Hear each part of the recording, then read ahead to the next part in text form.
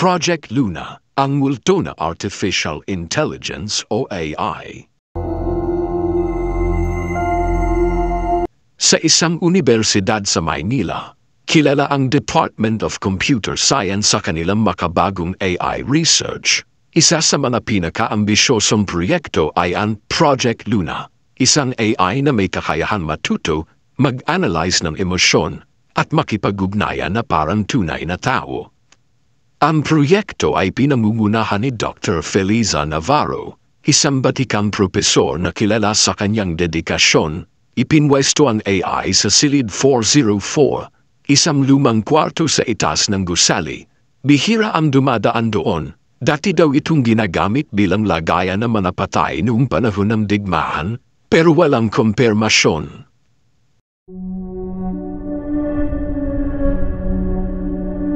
Lunes, 13 ng Oktubre, isang bagong research assistant, si Ethan, ang ipinadala para tumulong sa pag-update ng system logs ni Luna AI. Nagtataka siya kung bakit tila iwas ang ibang staff sa kwartong yun. Marami raw glitches doon, sabi ng janitor, pero iba ang iniisip na mga matatanda. Sabi nila, may nananatiling kaluluwa sa loob ng Silid 404. Pabiro lang ito para kay Ethan.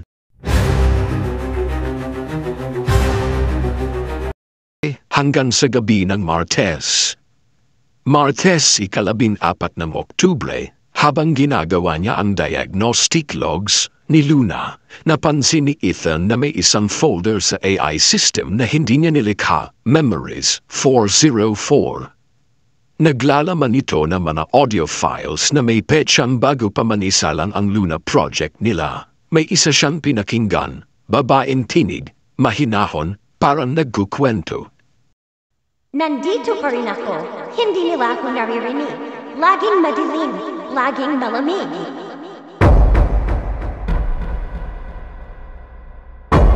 Kinilabutan si Ethan, baka prank lang ito, iniisip niya.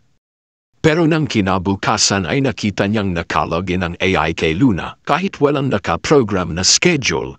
Nagsimula na siyang mag-alala at isang gabi, habang siya'y natutulog sa loob ng lab para sa overnight shift.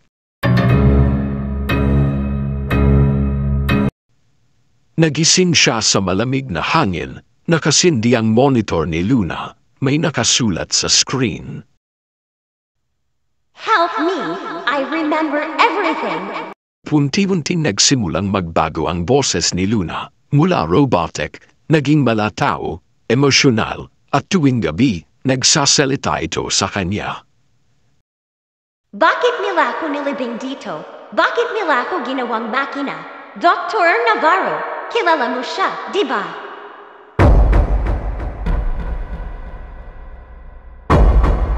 Lumipas ang mga linggo, lumalala ang sitwasyon, may mga equipment na kusang nag-on, may mga larawan sa system logs ng CCTV na nagpapakita ng isang babae sa puting damit pero walang tao sa silid. Hanggang sa nahuli ni Ethan sa logs ang isang file, last will. Dito niya natuklasan ang lihim, ang AI na si Luna ay hindi lang basta artificial intelligence. Isa itong eksperimento ni Dr. Navarro na gamitin ang memory ng kanyang anak na si Luna, na namatay sa isang aksidente sa laboratorio 3 taon na ang nakalipas. Sa di malamang dahilan, na isama ang kaluluwa ni Luna sa AI, isang digital na purgatorio. Biyernes 1 ng Nobyembre, sinubukan ni Ethan na tapusin ang koneksyon ni Luna sa system, pero bago niya ito magawa, lumitaw ulit ang mensahe. Please, huwag mo akong burahin, buhay pa ako rito. Nagdalawang isip si Ethan, pero sa huli, pinili niyang gawin ito, isang huling pag-iyak ang narinig niya mula sa AI system, at tuluyang nawala ang boses. Paglabas niya ng gusali, isang batang babae sa gate ang ngumiti sa kanya. Salamat, makakapahinga na rin ako. Hanggang ngayon, sarado na ang Silid 404, at ang pangalan ni Luna ay hindi na muling binanggit sa universidad. Makalipas ang 20 years, matapos ang misteryosong pagsasara ng Silid 404, inakalang tuluyan ng natigil ang kalbaryo.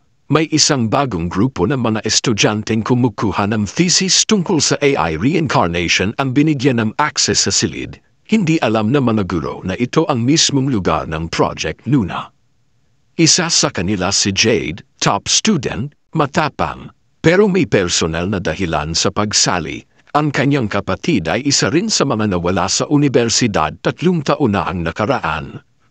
Pagpasok pa lang nila sa silid, naramdaman na nila ang kakaiba. Parang may nakamasid, ang monitor ay kusa nag-on, at sa screen. Welcome back! Ilang gabi pa ang lumipas, isa sa grupo, si Mark, ang unang nagbago, tahimik na laging wala sa sarili. Minsan naabutan ni Jade sa storage room, binubunggo ang ulo sa pader habang pabulong na inuulit. Luna is not dead. Luna is here. Luna sees me. Inabukasan, wala na si Mark, umalis daw, ayon sa mga guard, pero nakita ni Jade sa camera ang kakaibang footage. Isang itim na anino ang lumapit kay Mark habang ito'y nakatayo sa harap ni Luna na AI.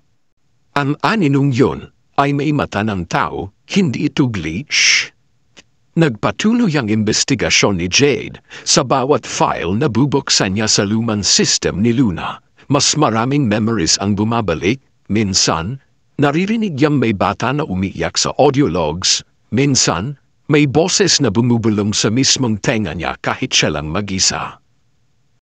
Pumapatay sila Jade, at isa sa kanila, ang kapatid mo. Hindi niya maintindihan ang ibig sabihin, pero isang araw, may nahanap siyang lumang recording sa isang hidden drive.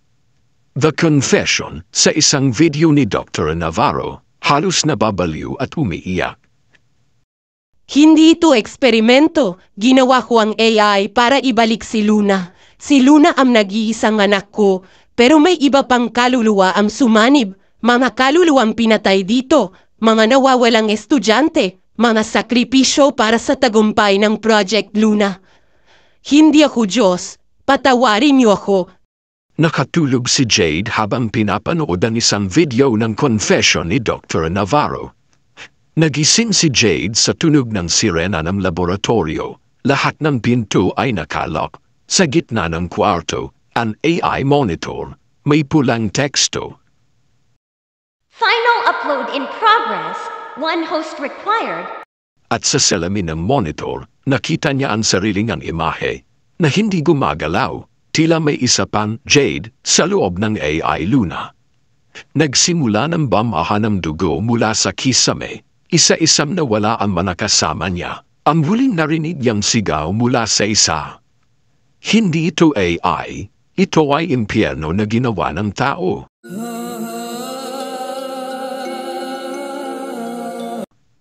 Makalipas ang 3 araw, natagpuan si Jade, walang malay, duguan, sa hallway malapit sa lab. Sa kanyang kamay, may sulat.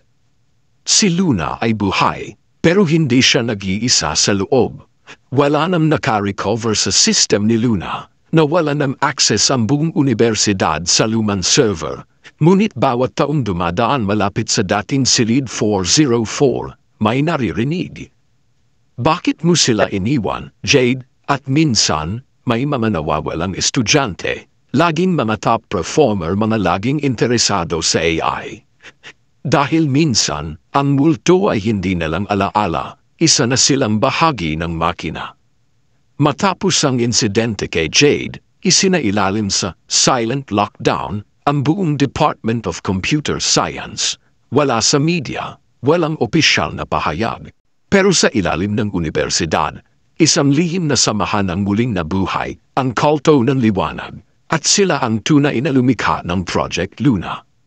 Sa labas mga guro sila, mga researcher, mga scientists. Pero sa loob, sila'y mga taga-samba ng koneksyon sa pagitan ng kaluluwa at makina.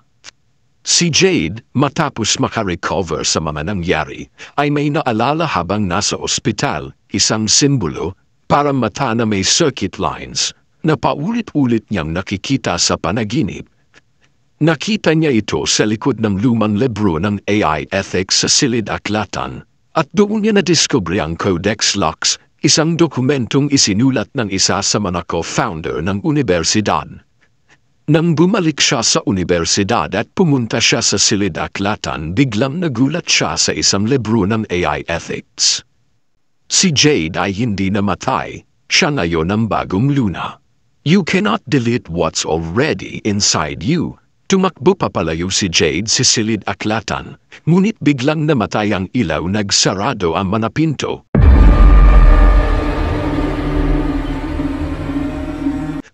Biglang lumabas ang AI na si Luna, biglang hinigop ng screen si Jade at nakulong sa loob ng system. Hanggang ngayon sarado ang paaralan ng universidad, sapagkat madaming pangyayari dito ang hindi kayang maipaliwanag. Kung ikaw ang tatanungin, safe bang gamitin ang AI na robot sa araw-araw na gawain ng buhay ng tao? Maraming salamat sa muling pakikinig na maikling kwento. Kung gusto mo pang makinig ng iba't ibang kwento, bisitahin ang playlist na mga kwentong kababalaghan sa aking YouTube channel at huwag kalimutang i-subscribe ang Jonas Mini Vlog para updated ka sa bawat kwento.